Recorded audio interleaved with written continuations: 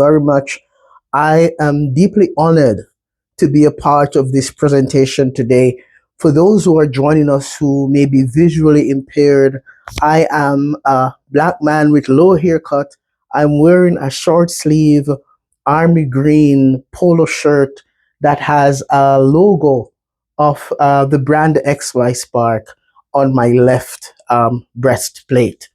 It's great to be here, and I wanted us to speak a little bit about a topic that I consider to be so dear to me, and yet a gentle space that, as a psychotherapist and men's life coach, and being a black man rather, I'm pretty excited and yet honored to share in this presentation. So today we are going to talk about mental health among black men, mental health among black men. So I'm going to dive right into my presentation now because, we don't have a lot of time.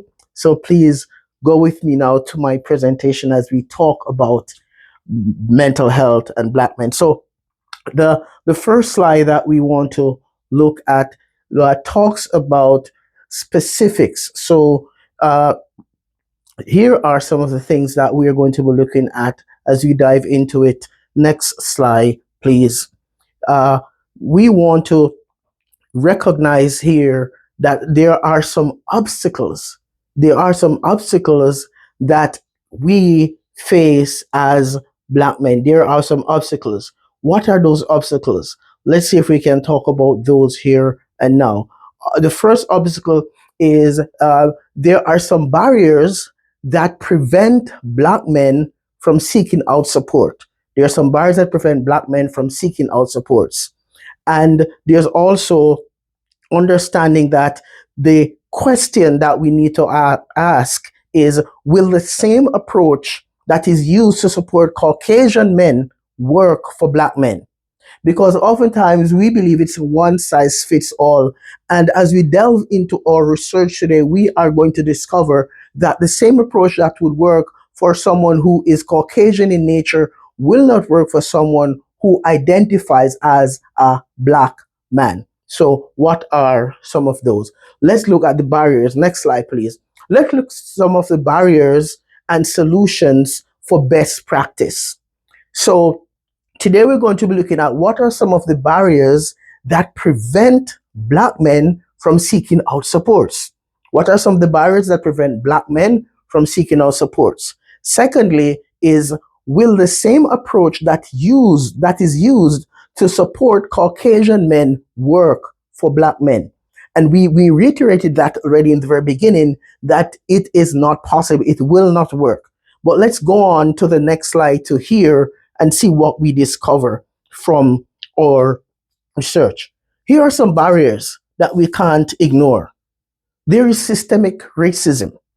Systemic racism. That's a huge barrier. All right. Social injustice. That's another barrier. Educational disparities. That's another barrier. And even on my own journey,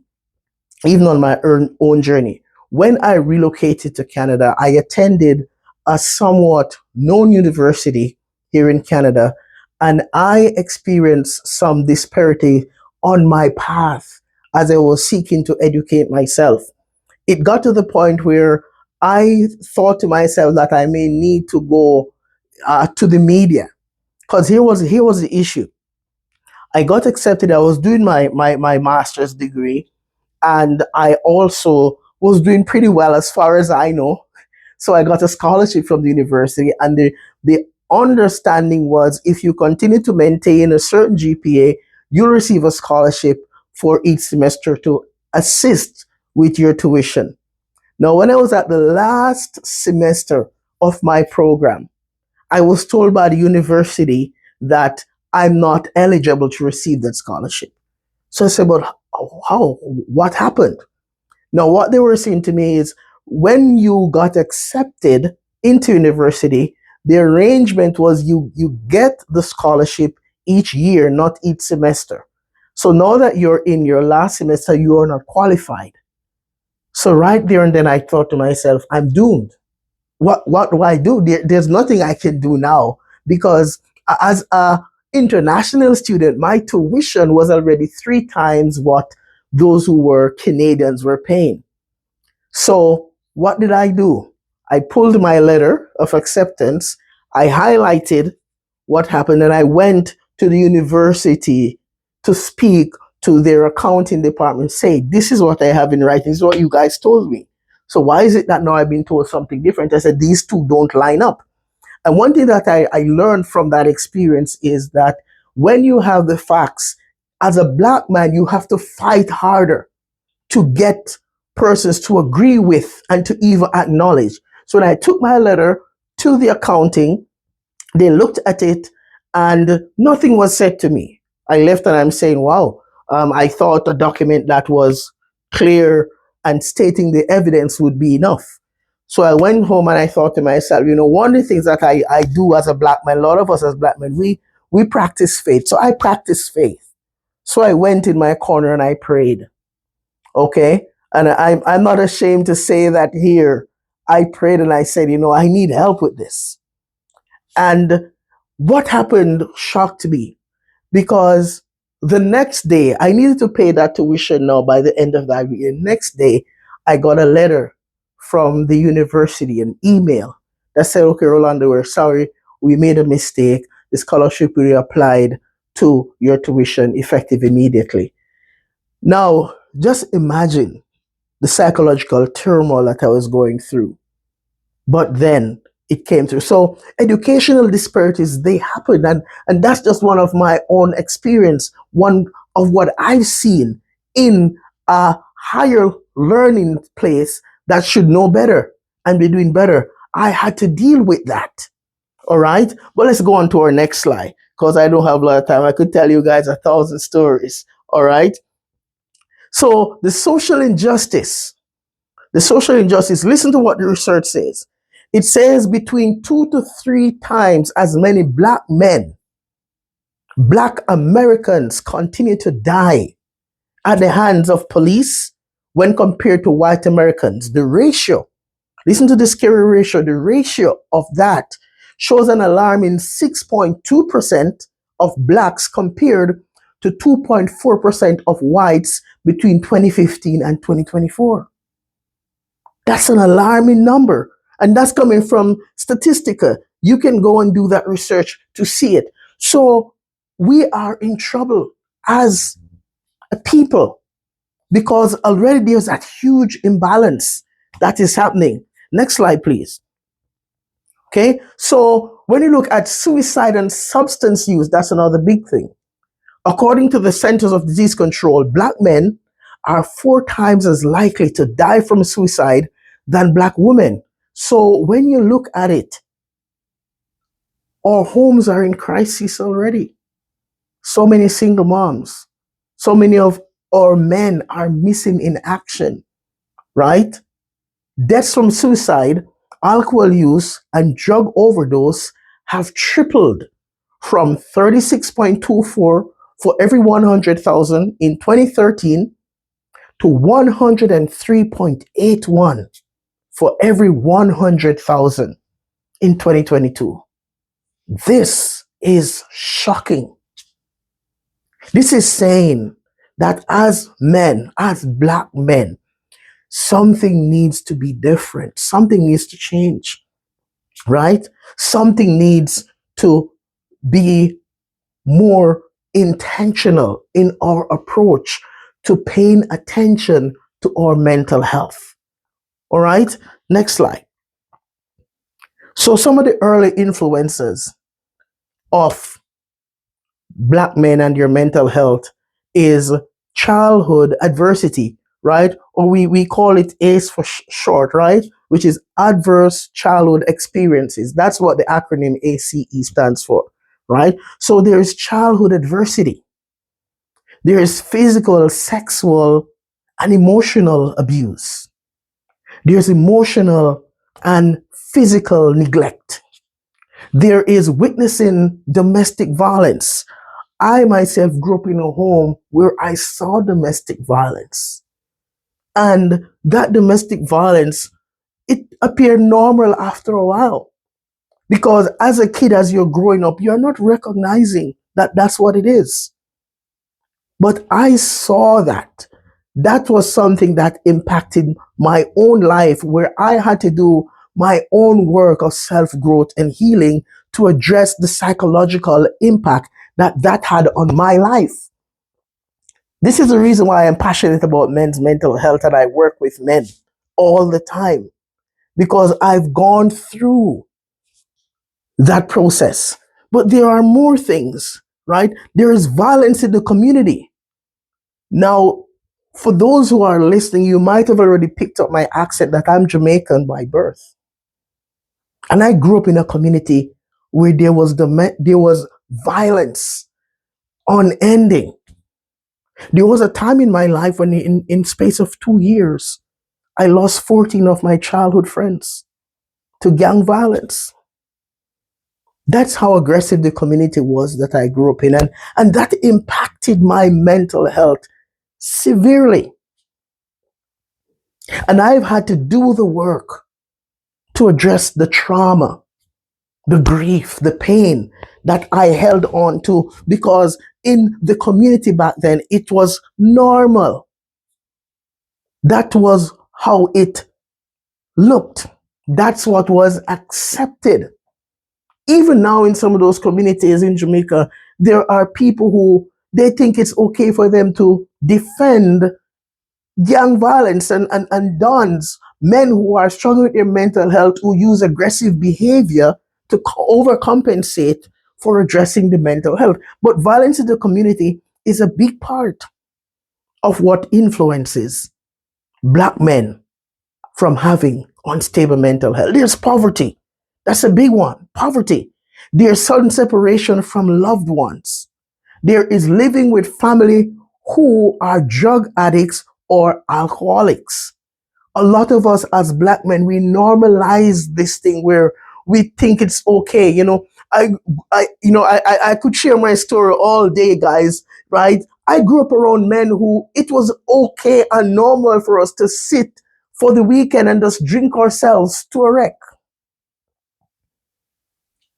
It was normal for us to sit down and smoke marijuana for hours or use whatever drugs is at our fingertips. It was totally normal. So we see it in our homes. We see our older brothers and sisters do it. We see our friends in high school where I was exposed to drugs the first time. We see it there. And we get into those places where we're living in an environment where drugs and alcohol use is normalized. And sometimes as black men, we believe that if we're not doing it, we're not man enough. We're missing out, right? Sometimes, sadly, in some of these communities, there are women who make men believe that, well, hey, you can't hold your liquor, so you're not man enough to be with me, right? And I know I'm touching on some delicate spaces now, but as men, we have to learn now how to normalize these conversations and talk about our journey. It is in talking about our journey and exposing what our reality is that's going to help us to heal and to become the better version of ourselves. So we have to talk about these things. Next slide, please. So then there's the unspoken truth. Racial discrimination. This is something that we don't talk about. Do you notice people get very uncomfortable when you talk about anything racial, right? Just recently I was at work. I was at work. This happened to me last year, late last year. I was at work and I'm sitting in my cubicle speaking to another coworker, right? And she's from Jamaica. I'm from Jamaica, so we're talking, plain Jamaican vernacular. And believe it or not, someone who was of a different racial persuasion looked at us and said, "Just so you guys know, you're not supposed to speak in your common tongue here in the office. It's rude." So I took a step back and I looked at her and I looked at my coworker and I'm thinking, what's going on here? That's racial discrimination. But we don't say it as it is because we think, hey, they meant no harm there. No. That's racial discrimination. So I had to do my part to address it as professionally and responsibly as. But there is racial discrimination, and if as black men we're not talking about these things, the cycle is not going to be broken, right? There is passive aggressive action from coworkers, colleagues, and members in the community. All right. Guys, I tell you a lot of stories. Here's another story. In my professional role, when I got my first job in Canada after I finished my master's, here I am. I'm working with another company. I've had some interesting interactions here as a black man in Canada. So here I am, I'm in a company, and there's another colleague there who's a psychologist, and I'm saying it now. I'm not going to call him, but he's a psychologist. So one day I was sitting down speaking to this colleague who I thought was a pretty cool guy until we had this conversation. So then he asked me, hey, where did you do your master's? I said, well, I did my master's at a such and such a university in Ontario because I want to remain respectful to these universities, right? So then he said this to me, and this is what shocked me. He said, so they accepted your grades from Jamaica here in Canada? I'm like, wow, what a comment to make, coming from someone who's supposed to be professional and respectful. What a comment. So they accepted your grades from Jamaica here in Canada? And I'm like, wow, here you go. That's passive aggressive action from coworkers, from a colleague that is looking at you and saying, wait a minute now. So your grade is good enough to come here, coming from Jamaica? I'm like, okay, right? But there's betrayal from community and school organizations, right? And I told me a story about that betrayal and that feeling. I told you that story earlier. So these things happen. These are some of the unspoken truth, right, that we face. Okay, next slide. Okay, so there are some symptoms of the system. A black man who is marginalized will endorse ideals of masculinity, such as financial success, that are not genuine. Sometimes you look and see a black man, he's faking it, He's walking on the street, he has to wear the most expensive jacket, the most expensive pants, his shoe, he goes and takes his last paycheck, he buys a Jordan, and he's dripping. He's faking it. Those are some of the symptoms of the system that as black men we become caught into. This pressure to impress leads them to experience internal conflicts that result in shame, frustration, and depressive symptoms. It happens, guys. Next slide, please. Right? It's easier for black men to seek out informal support, barbershops, church, religion, etc., for their mental health because they were taught not to show emotions. That's what we were taught as black men. Don't show emotions. Effectively addressing the mental health of black men and boys require innovative solutions that are grounded in an understanding of the many issues affecting men's health. Use a comprehensive population health approach that addresses systemic and structural issues. That's what we need to do. Next slide, please. So we have to practice best approaches, address the masculine norms. We have to address racism. We have to address within group differences. We have to build an extensive emotional vocabulary. Okay, we have to create a safe space for men to be human. The number one thing that many of us as black men have forgotten is how to be human. And it's difficult for you to be human if you're not allowing yourself to feel. So we have to learn how to talk about emotions and normalize conversations about emotions so we can break the stamina of the stigma about men's mental health. That's how we're going to heal, and that's how we're going to recover, and that's how we are going to grow. Guys, next slide, please. So the masculine norms. Black men are more likely to endorse traditional masculine ideology, for example, act tough, being in control, and an avoidance of emotional expressions, because black men were taught to be tough and withhold emotions. It makes going to therapy forbidden territory. That's what it does. That's why many of us as black men, I've heard stories of guys who they are practicing therapy, they are practicing therapies, but they are saying therapies for the weak. How ironic is that? Next slide, please. Right? So the masculine norms, the stigma about black men, acknowledging that they are struggling with their mental health. We have to address that. It is more acceptable for black men to deny and ignore their mental health because of high stress tolerance and the fear of judgment. Next slide, as we're wrapping up. Racism consider culturally informed treatment when offering supports to black men. Black men need connections with their communities, inner worlds, and cultural personal values. Black men need treatment approaches that will address intergenerational trauma and racial trauma. Black men must be open to challenge the rigidity of masculine norms to break the cycle. Racism and masculine norms adds more complexity to addressing the issue. A strong black man is perceived as one who has a strong sociocultural belief and can face oppressive experiences.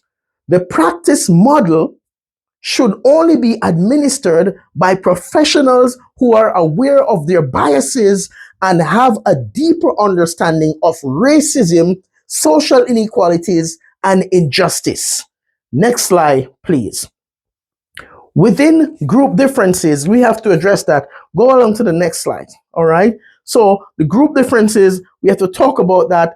Pay attention to the country of origin, the system of belief, the age, education, the sexual orientation, and of course, the region. Next slide. We need to build an extensive emotional vocabulary. We want to work with the men to seek to redefine the meaning of weakness. We want to do more exposure work with black men to improve emotional literacy. We want to talk with men about intellectual humility and retraining their brain to form a new storyline. Next slide. Want to create a safe space for our men because black men are not naturally cultured to talk about emotions. They dislike feeling cornered or rushed. The space must be free of judgment or feeling of inferiority. A more excellent camaraderie is formed in a group setting when offering therapeutic support to men. Most black men feel more comfortable and heard when talking to someone of their ethnicity. Next slide, please. And finally, as we wrap up our presentation, this is a huge stigma. There's a huge stigma about the mental health of black men that is saturated with the barriers of systemic racism, intergenerational trauma, sociocultural norms, masculine expectations, and psychological undercurrents. We have to address that. Addressing this issue requires, next slide please, intentionality and ongoing conversations. Okay? Ongoing conversations recognized by all community organizations, provide bodies, and federal governments, provisional bodies, federal governments. Mental health is not a once every year conversation, but a 365-day a year conversation. Guys, thank you. I hope that you gain some information for you. Appreciate it. Thank you so much, Rolando. Yeah, it's a very interesting topic, and we cannot cover it. I think probably this will be like a whole day seminar to cover all these different aspects. And it's very interesting to realize that though we come from different aspects of, I mean, different countries, different areas of the world, we actually, face the same or similar challenges. So thank you so much. That was very insightful. Towards the end of the event, I will probably share a few takeaways from me. Yeah, so nous allons continuer avec notre session. C'est mon plaisir maintenant de donner la parole à Sami Onyama Sonye. Il est aussi très passionné par le sujet aujourd'hui, comme vous allez l'entendre. Apparently, men's mental health is often perceived as a taboo topic.